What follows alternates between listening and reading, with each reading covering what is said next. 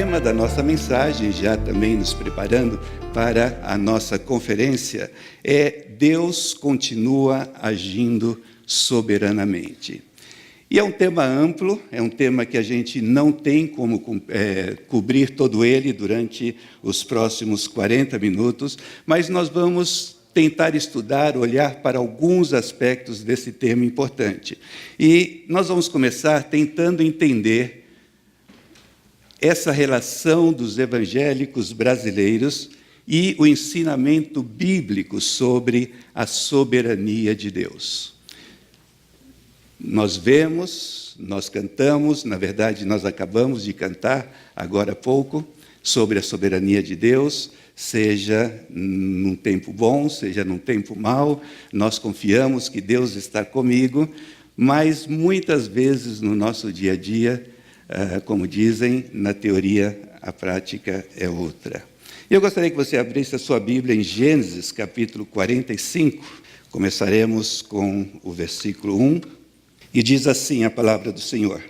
Então José, não se podendo conter diante de todos os que estavam com ele, bradou: fazei sair a todos da minha presença.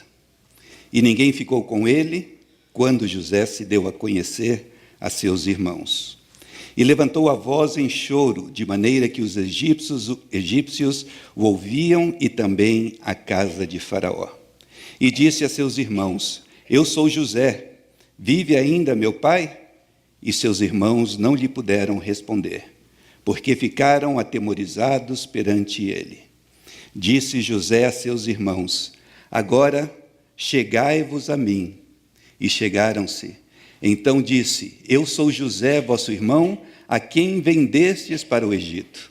Agora, pois, não vos entristeçais, nem vos irriteis contra vós mesmos, por me haverdes vendido para aqui.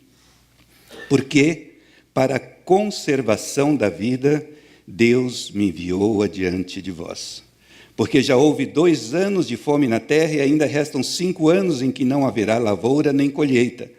Deus me enviou adiante de vós para conservar vossa sucessão na terra e para vos preservar a vida por um grande livramento. Assim, versículo 8, não fostes vós quem me enviastes para cá, e sim Deus, que me pôs por pai de Faraó e senhor de toda a sua casa e como governador em toda a terra do Egito. É muito interessante essa história de José, você já deve ter lido muitas vezes, porque, na verdade, é um excelente exemplo de confiança na soberania de Deus. Como nós acabamos de ler nesses versículos, nós vemos que a passagem trata sobre aquele momento em que José revela a seus irmãos quem ele era. E nesse texto, que é interessante, pensando no tema da nossa mensagem hoje, é interessante ver que nesse texto José, insistentemente, ele mostra que as situações terríveis pelas quais ele passou, tais como ser jogado num poço, ser vendido como escravo, ter sido preso no Egito, nada disso escapou à soberania de Deus. E é pensando nessa doutrina, nessa teologia, nessa verdade bíblica sobre a soberania de Deus, que nós vemos um versículo, uma parte desse texto que nós lemos, que é muito importante quando nós temos esse contexto em mente. Quando nós vemos que nós estamos falando de um senhor, um jovem senhor, pelo menos, que tinha passado por situações terríveis, causado por aquelas pessoas que eram seus irmãos, que estavam na frente dele. Ele era um homem poderoso, e no meio disso tudo, depois de todo esse sofrimento, depois da prisão, ele é capaz de dizer que não se recriminassem pelo que fizeram, pois havia sido Deus que estava atuando no meio dessas circunstâncias de sofrimento pessoal. E é por isso que ele pode dizer: assim, não foram vocês que me mandaram para cá, mas sim o próprio Deus. Isso me faz pensar muito na nossa teologia evangélica. Isso eu pensei, bom, isso está no Antigo Testamento. Mas quando nós pensamos no Novo Testamento, o que será que nós vemos em relação à soberania de Deus? E aí tem uma passagem também bastante importante, que não muito tempo depois da ressurreição e ascensão de Cristo, os cristãos estavam sendo perseguidos, os apóstolos Pedro e João foram presos, e antes deles serem libertados, eles foram advertidos pelas autoridades religiosas a não pregar nem ensinar no nome de Jesus. E é muito interessante porque quando eles saíram da prisão, foram se encontrar com os demais cristãos, eles contaram o que havia sucedido, e os cristãos, quando ouviram essa questão da perseguição, das ameaças, eles fazem uma oração impressionante que nós vamos ver daqui a pouco. Mas eu sempre me pergunto, quando eu leio esta oração, se fosse um de nós, ou até se fosse nós como igreja, que estivéssemos nessa circunstância de perseguição e ameaça, e tivéssemos que fazer uma oração a Deus, pedindo que Deus nos ajudasse no meio dessa circunstância, como será que nós, cristãos evangélicos brasileiros, baseado numa teologia que está rodando, inclusive os melhores púlpitos dessa nação, como será que nós oraríamos no meio dessa circunstância? E eu parei para pensar um pouco e eu cheguei à seguinte conclusão. Provavelmente seria uma oração parecida como essa. Senhor, livra-nos dos comunistas, dos fascistas e das campanhas difamatórias do WhatsApp. Provavelmente a gente começaria por aí. Depois nós continuaríamos e diríamos: estamos sendo perseguidos pelas autoridades, proteja-nos juntamente com a nossa família. Somos os teus filhos. E aí nós começaríamos a usar conceitos bíblicos e passagens bíblicas, que nós somos bons para isso. Nós somos cabeça e não cauda, você já deve ter escutado isso. Não aceitamos nada menos do que as bênçãos que reservaste para nós.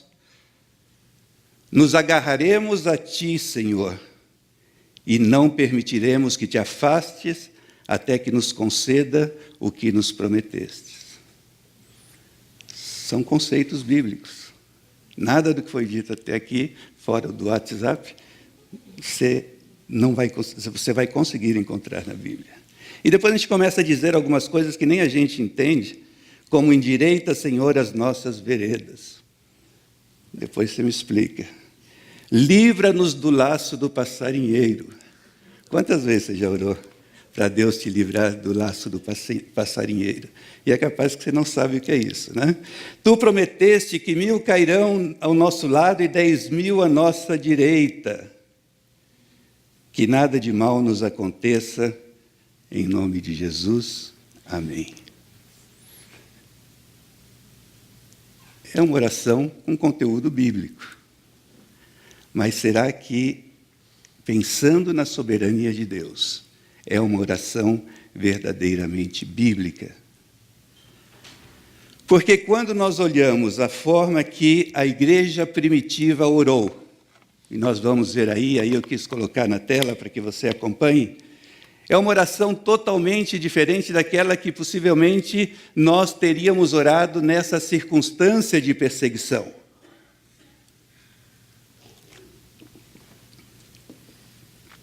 Ó soberano, tu fizeste os céus, a terra, o mar e tudo o que neles há. Tu falaste pelo Espírito Santo por boca do teu servo, nosso pai Davi. Por que se enfurecem as nações e os povos conspiram em vão? Os reis da terra se levantam e os governantes se reúnem contra o Senhor e contra o seu ungido. De fato, Herodes e Pôncio Pilatos reuniram-se com os gentios e com o povo de Israel nessa cidade para conspirar contra o teu santo servo Jesus, a quem ungiste. Mas, na verdade, eles fizeram o que o teu poder e a tua vontade haviam decidido de antemão que acontecesse. Agora, Senhor, considera as ameaças deles e capacita os teus servos para anunciarem a tua palavra corajosamente.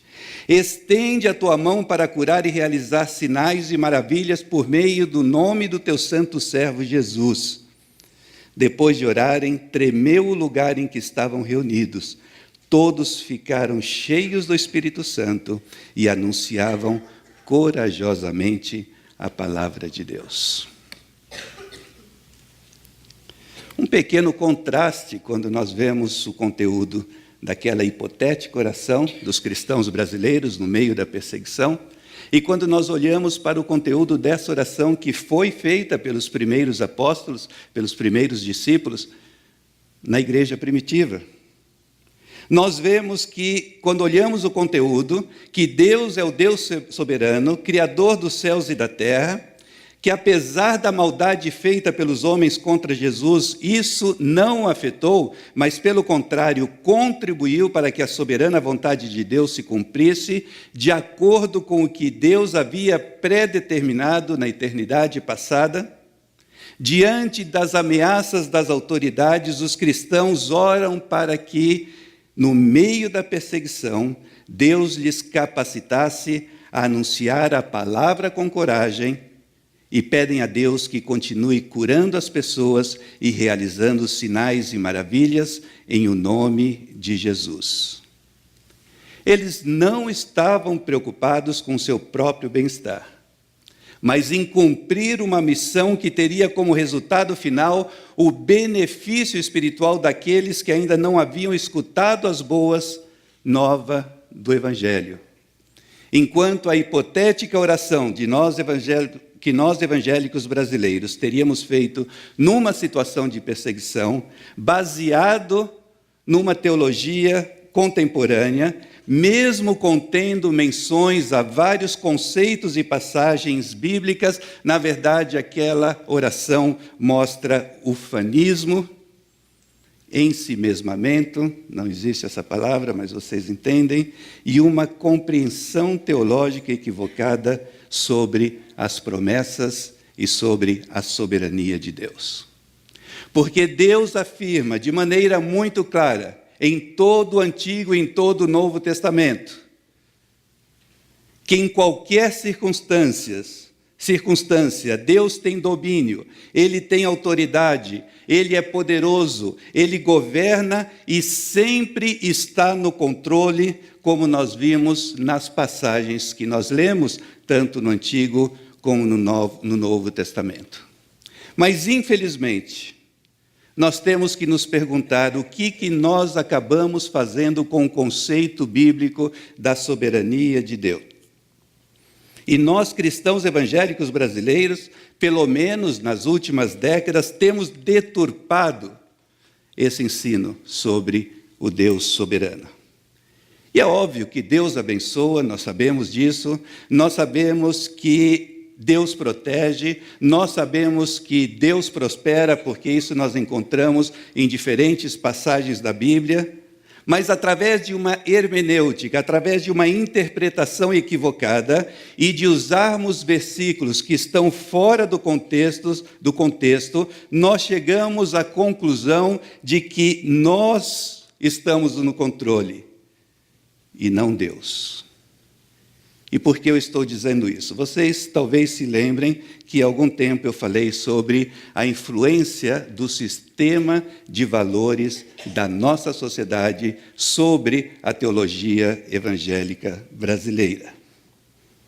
E quando eu digo teologia, não estou me referindo a grandes e complexos conceitos abstratos. Eu estou me referindo àquilo que você e eu cremos como resultado da nossa fé e que afeta nosso pensamento e, consequentemente, afeta as nossas ações no dia a dia. E quando você começa a olhar na história, nós vimos há algum tempo, nós podemos pensar em pelo menos 3 senhores que tiveram uma influência muito grande na maneira de pensar do mundo em que nós vivemos e que essa forma de pensar que eles trouxeram acabou levando algumas consequências positivas, mas também algumas consequências negativas.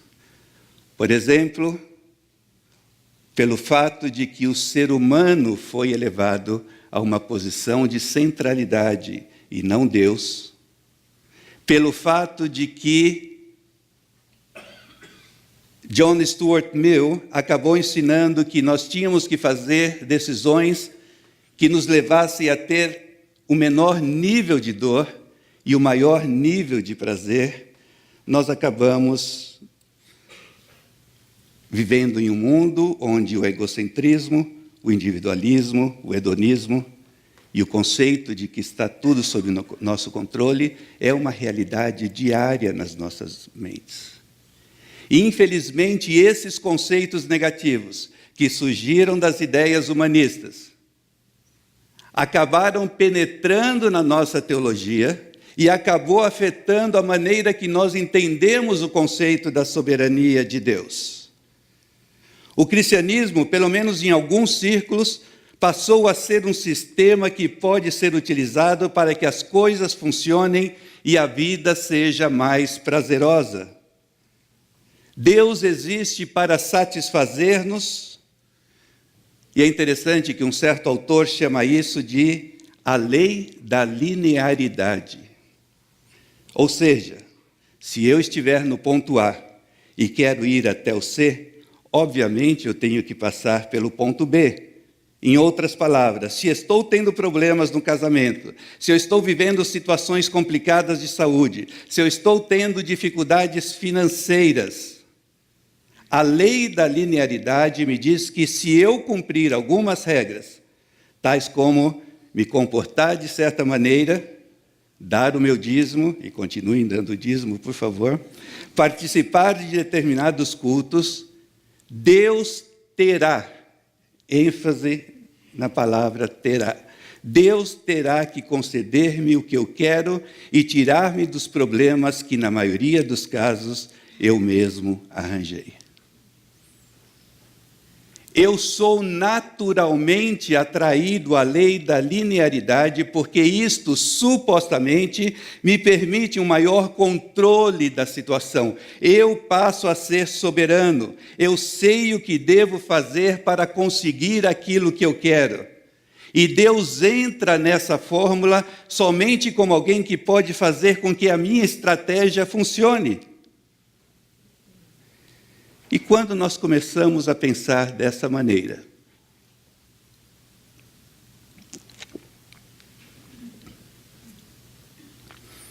nós começamos a ter algumas complicações.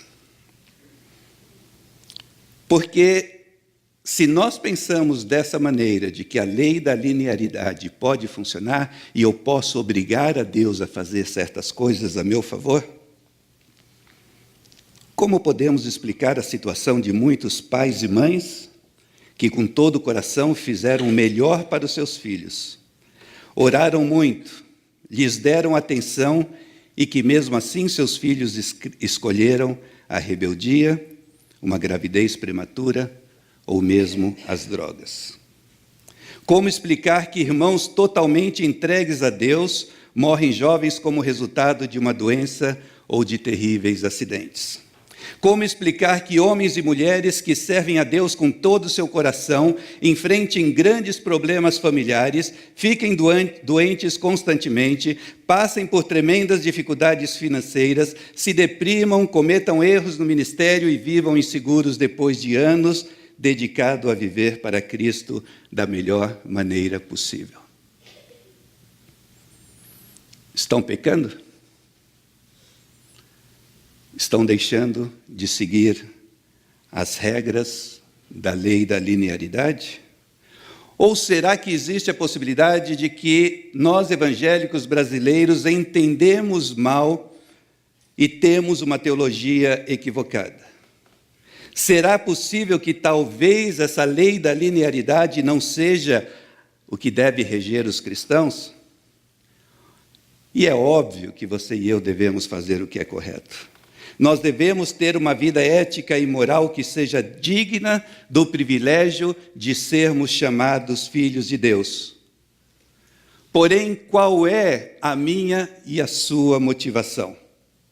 Será que queremos torcer o braço de Deus para que Ele faça aquilo que nós queremos, baseado na influência que estamos recebendo de ideias humanistas, de ideias impostas pela nossa sociedade? Um teólogo latino, Julio González, ele chamou isso de cristopaganismo. Paganismo, ou religiões pagãs, são aquelas religiões que você faz certos rituais e você obriga a divindade a atuar da maneira que você quer que ela atue. E é o que nós estamos fazendo com o conceito da soberania de Deus. Nós cantamos que Deus é soberano na dificuldade ou na bonança, mas nós atuamos de forma diferente.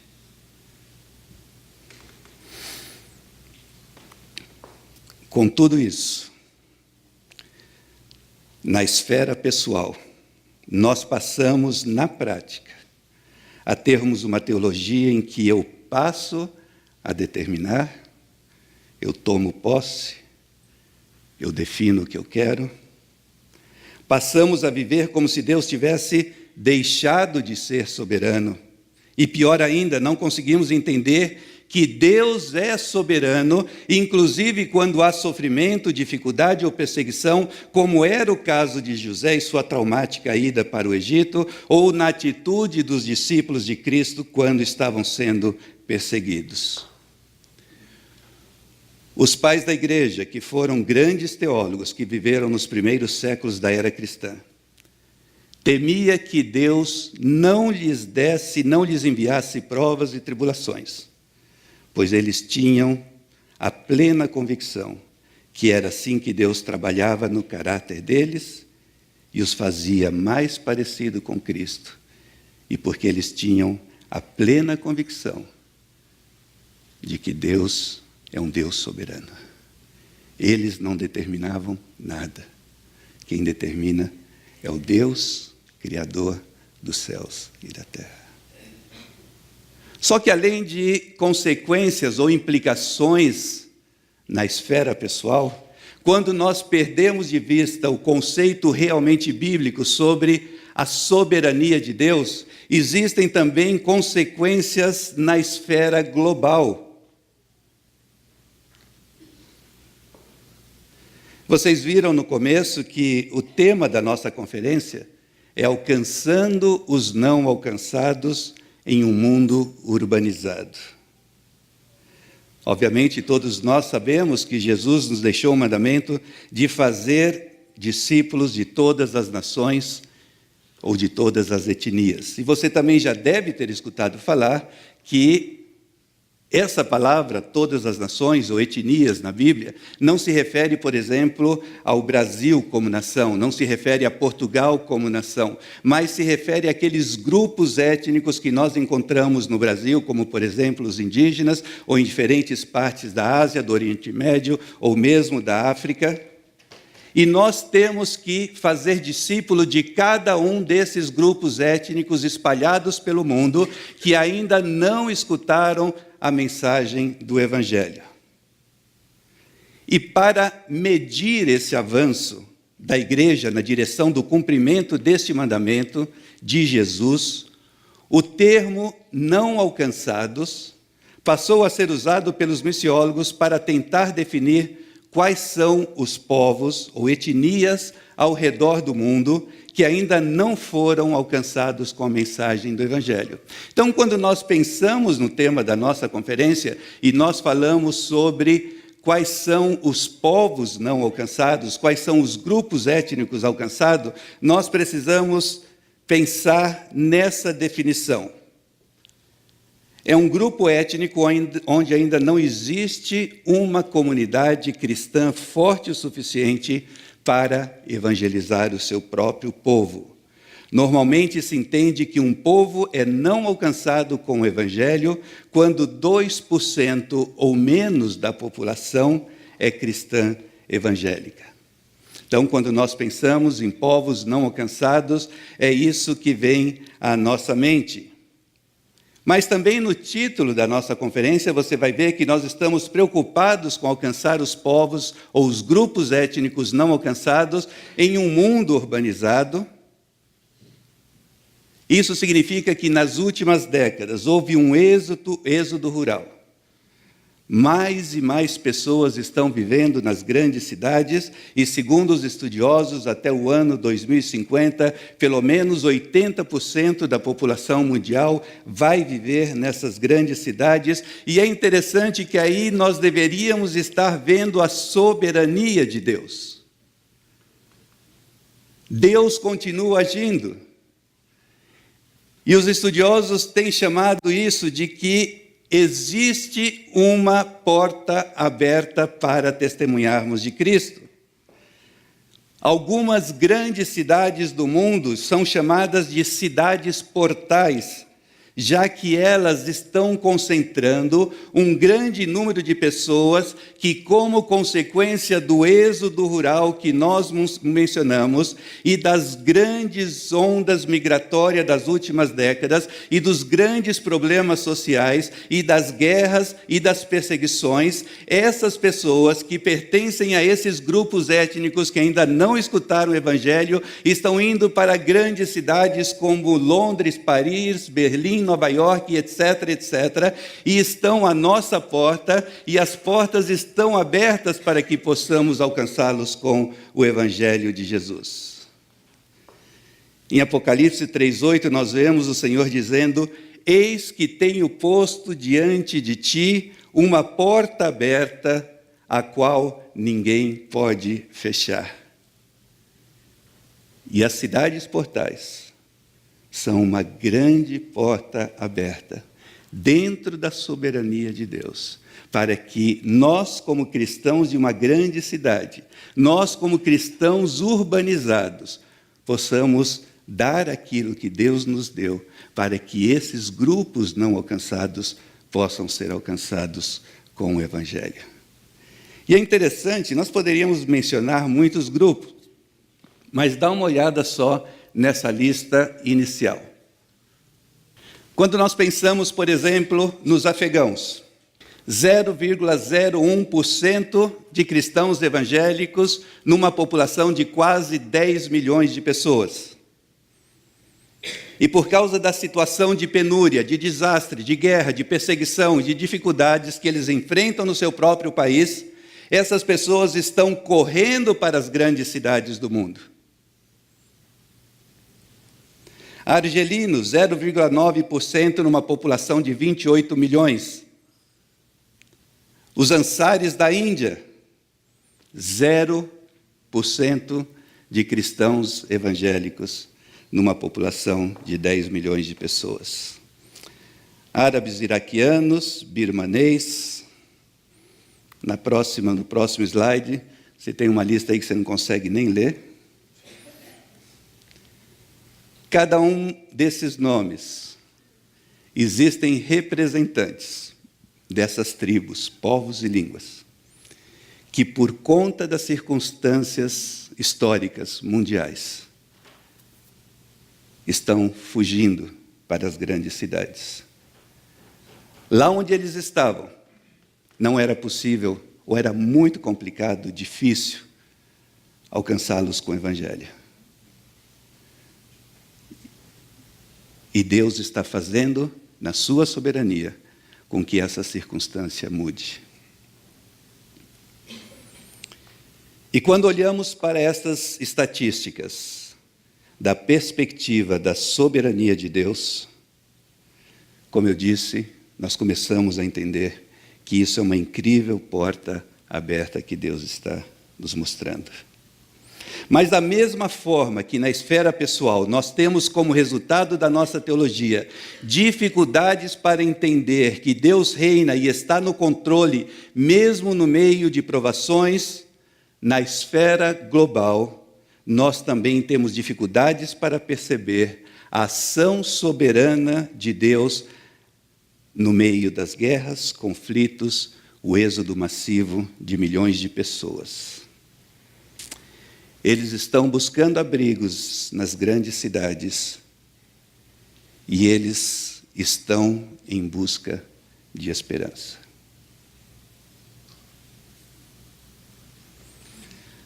Com certeza, vários de vocês já perceberam que o fim da história, quando nós olhamos na Bíblia, acontecerá em uma cidade. O fim da Bíblia é um fim urbanizado. Começa num jardim e termina numa cidade. Nós vemos em Apocalipse 21, versículos 23 a 24, que essa cidade onde Deus reinará não precisa nem do sol nem da lua para lhe darem claridade, pois a glória de Deus a iluminou, e o Cordeiro é sua lâmpada. As nações andarão mediante a sua luz, e os reis da terra lhe trazem a sua glória. Mas além de vermos no livro de Apocalipse que na soberania de Deus o fim da história acontece numa cidade, nós também vemos que o objetivo final de Deus é a cura das nações. Apocalipse 22, de 1 a 5, então me mostrou o rio da água da vida, brilhante como cristal, que sai do trono de Deus e do Cordeiro. No meio da sua praça, de uma e outra margem do rio, está a árvore da vida que produz 12 frutos, dando seu fruto de mês em mês, e as folhas da árvore são para a cura dos povos. Nunca mais haverá qualquer maldição, nela estará o trono de Deus e do Cordeiro. Os seus servos o servirão, contemplarão a sua face, e na sua fronte está o nome dele. Então já não haverá noite, nem precisam eles de luz de candeia, nem da luz do sol, porque o Senhor Deus brilhará sobre eles e reinarão pelos séculos dos séculos. A Bíblia nos mostra claramente que Deus usa acontecimentos históricos para que os seus propósitos sejam cumpridos debaixo da sua soberania. A Bíblia também nos mostra que Deus está cumprindo os seus propósitos soberanos na nossa vida, mesmo quando estamos passando por dificuldades pessoais. Ele determina, e não nós. E a Bíblia nos mostra que mesmo nos grandes e trágicos acontecimentos mundiais, que não podemos culpar a Deus, mas são resultados da nossa própria falta de sabedoria e de submissão a Deus. No meio desses grandes e trágicos acontecimentos mundiais, Deus continua no trono soberano e cumprindo os seus propósitos, que vai levar para que um dia, em uma cidade, a Nova Jerusalém, encontrem a cura das nações. Só que nós não precisamos esperar até esse dia, porque Ele colocou uma porta aberta diante de nós, que ninguém pode fechar. Aceitemos a missão, o desafio de testemunhar de Cristo aos que ainda não foram alcançados com o Evangelho e que estão buscando esperança nas grandes cidades do mundo. Enquanto não chegamos na Nova Jerusalém, confiemos na soberania de Deus, apesar dos acontecimentos trágicos que estamos vendo, e testemunhemos de Cristo entre os diferentes grupos étnicos do mundo, e aproveitemos a oportunidade que Deus está oferecendo. Porque nós devemos, em o nome de Jesus, levar cura e esperança para as nações. Agora, Senhor, considera as ameaças deles e capacita os teus servos para anunciarem a tua palavra corajosamente. Estende, Senhor, a tua mão para curar e realizar sinais e maravilhas por meio do nome do teu santo servo Jesus. Gostaria que você abaixasse a sua cabeça. E que primeiro você meditasse por uns instantes como o conceito de que eu posso controlar tudo está afetando nossa perspectiva sobre a soberania de Deus, e na nossa vida acabamos vivendo como se nós estivéssemos em controle e não o Deus soberano. E que você pense também se Deus não está colocando no teu coração o desejo de entrar por essa porta que Ele está abrindo e que ninguém pode fechar. E aqueles povos não alcançados, aqueles grupos étnicos não alcançados, que estão nas grandes cidades.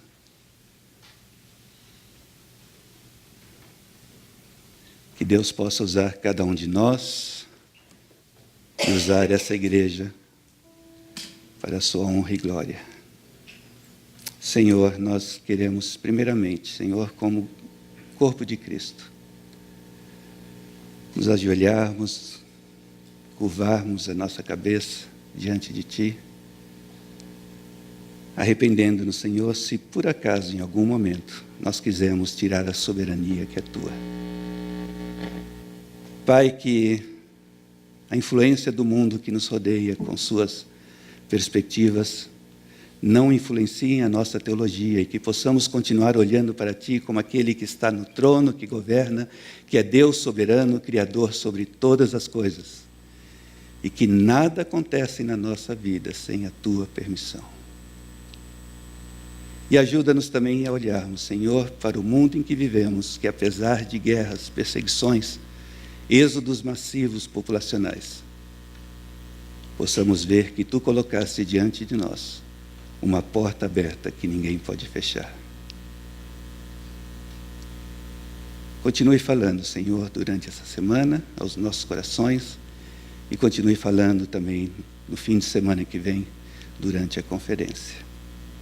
É o que nós te pedimos, em Cristo Jesus. Amém.